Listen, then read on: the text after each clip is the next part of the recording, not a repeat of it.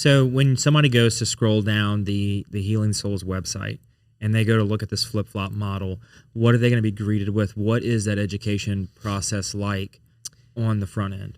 Yeah, we describe the features and how it works, but then go into great detail about the break-in period. Because so one of the things, and this goes back to our talk earlier about shoes and like theories about shoes that have been proven incorrect.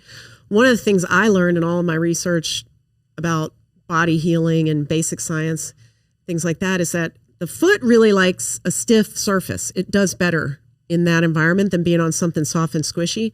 So to maintain your foot's core strength, to maintain your bone structure and a sort of your sense of place, your proprioception, a stiffer shoe is a better shoe, believe it or not. So, so this is, when people first put this on, they don't expect sort of the stiffness of it. But if you give it a proper break-in period, wear it a couple hours a day for a few weeks, it eventually flexes out a bit. But because it is not soft and squishy and like a closed cell foam that compresses, it allows you to build foot strength and it allows the rocker to work to de-stress the foot. Whereas if this were just made of like, I don't know, what's that, the Skechers, the memory foam. Yeah. And you stood on it was a rocker bottom, it would just go bloop, right? Yeah, it would just fall there over. Would be no rocker. So things like that we've learned we've had to educate people. So that's all available to them on videos or little pamphlets that come in the shoebox. Okay. Things like that. And so your first closed toe shoe looks like an Uggs boot. Yes. So walk us through the design of this. Well, the marketing team kind of worked on the upper, Natalie and the crew, as to what they thought would be popular. But the chassis, the bottom is still all this. So all the technology, the patented stuff is still in this. It's still the same sole. This top is just, fashionista stuff. I am not a fashionista, so I kind of stay out of that. It looks great to me.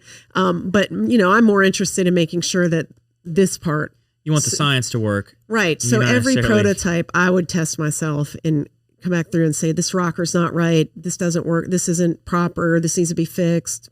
And again, this is another 5-6 year process. 5 to 6 years to get the closed part toe? of that's COVID too. Yeah. COVID kind of shut everything down. So you've got these products up, you've got them on a website, and obviously they just sell out instantly, right? Nothing sells out instantly.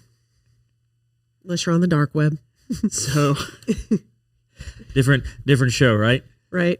So you start selling these, and then all of a sudden now, what is the feedback? What is the education like with your patients in your practice? Yeah. So interestingly, I did not want to sell them until I did a study. Okay. So that's what we did first. So I got I put a call out to my patients. I think the original, this was years ago, but it was about 40 people. And I gave them a pair and had people with heel pain, and then had them test it for about a month and did a study. And it did work, and there were no issues, no side effects. And it was about an 80-85% success rate. And I think 90 or 94% said they would recommend it to friends and family. And at that point, because again, you get 3,000 shipped from Asia, you don't know, is this really what I wanted? Is this what was in my brain? So I tested it first. Once I got through that test period, then we put it on the market. And our reviews are pretty, it's done everything I wanted to do.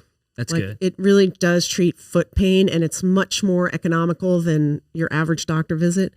And I feel like it's really helped a lot of people. So that's been very gratifying.